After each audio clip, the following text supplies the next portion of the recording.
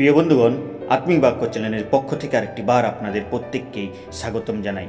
আমাদের যারা খ্রিস্টান বিশ্বাসীরা রয়েছে এবং জগতের মানুষ যেরকম করতে চায়, জাগতিক বিষয়ের সঙ্গে আপোস করে নিতে শিখে গেছে, তারা অনেক সময় নিজেরা না চাইলেও তারা চাপে পড়ে অনেক জাগতিক বিষয়কে করে। আর এই ভিডিওটিতে আমরা সেই বিষয়ে একটি পর্ব সম্বন্ধে আলোচনা করব, যেটা খ্রিস্টীয় বিশ্বাসীদেরকে করা উচিত নয়। ভিডিও শুরুতে আমি বলতে চাই এই ভিডিওটি বিশেষ করে যারা খ্রিস্টীয় বিশ্বাসী, যারা খ্রিস্টানরা রয়েছে তাদেরকে উদ্দেশ্য করে এই ভিডিওটি বানানো হয়েছে। তো খ্রিস্টান বিশ্বাসীদের জন্য এই ভিডিওটি বানানো হয়েছে। তাই আত্মিক বাক্য চ্যানেলের পক্ষ থেকে আরেকটি বার আপনাদের প্রত্যেককে স্বাগতম জানাই। আর আমরা যারা খ্রিস্টীয় বিশ্বাসীরা রয়েছি, আমরা কিভাবে জীবনযাপন করব সেই সম্বন্ধে এক ছোট্ট আমরা বিষয়কে আলোচনা করব। আজ আমরা আলোচনা করব একটি খুবই গুরুত্বপূর্ণ বিষয়। খ্রিস্টানরা কি বোলবুম যাত্রাতে অংশগ্রহণ করতে পারে? অনেক সময় আমরা দেখি কিছু খ্রিস্টান বন্ধুবান্ধবরা তারা কি করে সংস্কৃতির সাথে, তারা রীতিরিবাজের সঙ্গে তাল মিলিয়ে বা পারিবারিক বা আত্মীয়দের চাপে অনেক সময় বিধর্মীয় রীতি যেমন বোলবম বা শিবকে উৎসর্গ করা যাত্রায় অংশ নিতে থাকে। কিন্তু প্রশ্ন হলো, বাইবেল এই বিষয়ে কি বলে? চলুন আমরা এই বিষয়ে আলোচনা করব এবং সত্য উত্তরটি খ্রিস্টীয় বিশ্বাসীদের জন্য খুঁজে নেব। প্রথমে আমাদের জানতে হবে এই বোলবম যাত্রাটি কি।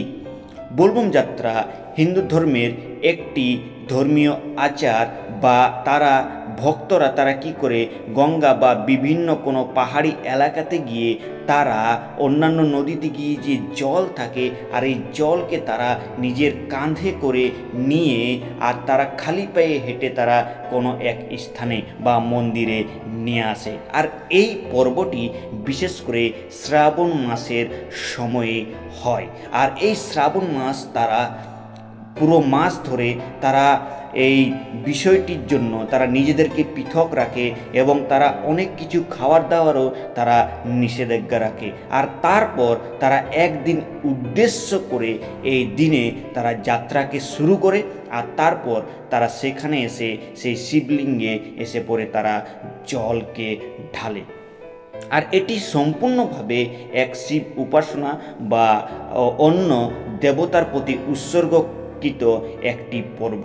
তাহলে একজন খ্রিস্ট বিশ্বাসী যারা যিশুকে অনুসরণ করে, তাদেরকে এরকম আচরণে কি অংশগ্রহণ করা উচিত? বাইবেল কি বলে?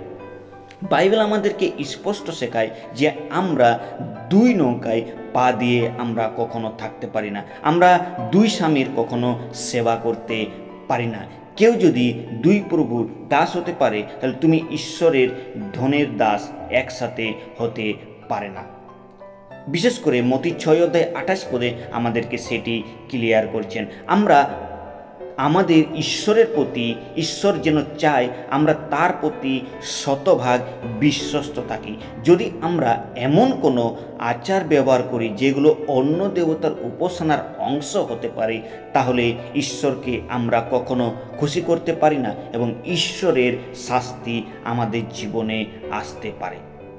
এই বিষয়টি কি? এই বিষয়টি হচ্ছে এক মূর্তি পূজা।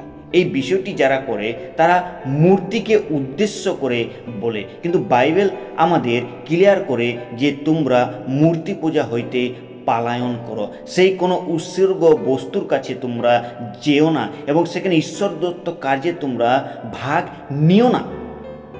কিন্তু এই জগতের মধ্যে এখন মানুষ সেই মূর্তি পূজাতে ব্যতিব্যস্ত রয়েছে, আর সেখানে তারা যে ভুলভ্রান্তি কাজগুলি সেগুলো তারা করছে। যেমন 1 করন্থীয় 10:20-21 পদে সেটাই বলেছে যে যে জিনিসগুলি অজাতীয়দের উৎসর্গ করে তারা ঈশ্বরকে নয়, বরং তারা দিয়াবলকেই উৎসর্গ করে। আর তোমরা প্রভুর মেজ এবং সেই দিয়াবলের মেজে একসঙ্গে উভয়ে পান করতে পারো না। এখানে স্পষ্ট বলা হয়েছে আমরা একসঙ্গে ঈশ্বরের ও মূর্তির পূজাকে বা মূর্তির আচার মেনে আমরা চলতে পারি না। একইরূপভাবে বোলবমও হচ্ছে সেই মূর্তি পূজা। আর এই মূর্তি পূজার অন্তর্ভুক্ততে যদি আমরাও ভাগ নিই তাহলে আমাদের পৃথকতা জীবনে আমাদের বাধা আসতে পারে। বাইবেল আরেকটি জায়গায় ক্লিয়ার করেন যে যেন আমাদের ঈশ্বর ছাড়া অন্য কোনো দেবতা না থাকে। অন্য দেবতার নামে উপাসনা করা ঈশ্বরের কাছে ঘৃণাজনক এবং ঈশ্বরকে অসন্তুষ্ট করা। যাত্রা পুস্তক 20 অধ্যায় 3 পদে আমরা দেখতে পাই যে আমার ব্যতি রেখে তোমাদের অন্য কোনো দেবতা না থাকুক। এখানে যখন যখন ইসরায়েলদের কাছে এই ব্যবস্থাকে বলছেন আর তখন ঈশ্বর তাদেরকে স্পষ্ট করছেন যে তোমাদের আমার ছাড়া অন্য কোনো দেবতা না থাকুক। আর এটা আমাদেরও করা উচিত।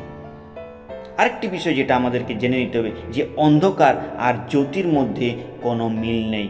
অন্ধকারের জায়গা আলাদা এবং জ্যোতির জায়গা হচ্ছে আলাদা। আমরা বাইবেলে আমরা যদি দেখি আমাদেরকে শেখায় যে আমরা হচ্ছি অন্ধকারের নয়, আমরা হচ্ছি জ্যোতির সন্তান, আর আমাদের ঈশ্বর হচ্ছে জ্যোতি। আর সেই জ্যোতিতে যখন আমরা চলবো তখন আমরা ঈশ্বরের সঙ্গে চলবো, তখন অন্ধকারের সঙ্গে আমাদের কোনো সম্পর্ক থাকবে না। প্রিয়রা, আমাদেরকেও সেই পৃথকতা জীবনযাপন করতে হবে। আর এটি সব থেকে কেন ভয়ঙ্কর, কেন এটা বিপজ্জনক, কেন? 3টি কারণের জন্য এটা ঈশ্বরের দিক দিয়ে বাধাজনক এবং বিপজ্জনক হতে পারে। প্রথম বিষয় হচ্ছে আত্মিক আপোষ। সামান্য অংশগ্রহণের জন্য আমরা ঈশ্বরকে অসন্তুষ্ট করি। সামান্য অংশগ্রহণ, সামান্য আনন্দের জন্য আমরা আত্মিক আপোষকে করে নিই, আত্মিক সমঝোতাকে করে নিই, যেটা করা উচিত নয়। দ্বিতীয় বিষয়, আত্মিক বিভ্রান্তি জন্মায়। অনেক সময় যারা নতুন বিশ্বাসী রয়েছে তাদের সম্মুখে যখন আমরা এই সকল কাজগুলি করি তখন সেই দুর্বল বিশ্বাসীর আঘাত পায় এবং সেও বিশ্বাস থেকে দূরে চলে যায়। এই জন্য আত্মিকতার অনেক সময় বিভ্রান্তি আমরা দেখতে পাই। তৃতীয় বিষয় যেটা খুবই গুরুত্বপূর্ণ, আমাদের খ্রিস্টীয় বিশ্বাসীদের, খ্রিস্টীয় সমাজের সাক্ষ্য নষ্ট হয়। আপনার জীবনযাপনের দ্বারা আমরা এক সাক্ষ্যকে তুলে ধরি। আমরা যখন খ্রিস্টের সহিত জীবনযাপন করি আমাদের জীবন সাক্ষ্যকেও ধরে রাখা খুবই গুরুত্বপূর্ণ। তাই আমরা যখন এইসব কার্যগুলিকে করব তখন আমাদের জীবন সাক্ষ্য সঠিক হবে না, আর সেটি আমাদের পক্ষে খুবই এক বিপজ্জনক অবস্থা হবে। তাহলে প্রিয় ভাই বোনেরা, আমাদেরকে কি করতে হবে? প্রিয় ভাই বোনেরা, বাইবেল আমাদেরকে স্পষ্টভাবে শেখায় যে একজন খ্রিস্টান বিশ্বাসী সে পৃথক থাকবে, সে জাগতিক বিষয়ে, জাগতিক রীতিরিবাজ এবং জাগতিক মূর্তি পূজা থেকে দূরে থাকবে, আর সেখানে কোনো অংশগ্রহণ করবে না। আমরা কেবল যীশু খ্রিস্টের জন্যই বেঁচে থাকব, আর তার জন্যই আমরা জীবনকে দেব। আর তিনি হচ্ছে আমাদের মুক্তিদাতা এবং উদ্ধারকর্তা এবং একমাত্র প্রভু। তাই যোহন 14 অধ্যায় 6 পদে প্রভু বলেছেন, আমি পথ, সত্য ও জীবন, আমার দ্বারা না আসলে কেউ পিতার কাছে যাইতে পারে না। তো যদি আমরা ঈশ্বরের পরিবারের সদস্য যখন আমরা হয়েছি, আমরা যখন ঈশ্বরকে অনুসরণ করছি পথ সত্যভাবে, তখন আমরা কোনো বাধাকে আমরা শুনবো না। হতে পারে পরিবারের চাপ, হতে পারে সমাজের চাপ, হতে পারে বন্ধু বান্ধবদের চাপ, হতে পারে অনেক সময় আত্মীয় স্বজনদের চাপ হতে পারে, কিন্তু আমরা শুধু একটি বিষয়কেই বলবো, আমি কেবল খ্রিস্ট যিশুকেই উপাসনা করব। ঈশ্বর আপনাকে এই বিশ্বস্ততার জন্য, যখন আপনি এইরূপ বিশ্বস্ত থাকবেন, আর তখন ঈশ্বর আপনাকে প্রচুর পরিমাণে আশীর্বাদ করবে। তাই প্রিয় বন্ধুগণ, যদি এই বার্তাটি আপনাদের ভালো লেগে থাকে তাহলে নিশ্চয়ই এই ভিডিওটি আপনার অন্য খ্রিস্টীয় ভাইদেরকেও শেয়ার করুন এবং আত্মিক বাক্য চ্যানেলটিকে সাবস্ক্রাইব করতে ভুলবেন না। ঈশ্বর আপনাদের প্রত্যেককেই আশীর্বাদ করুন। ঈশ্বরের নাম মহিমান্বিত হোক।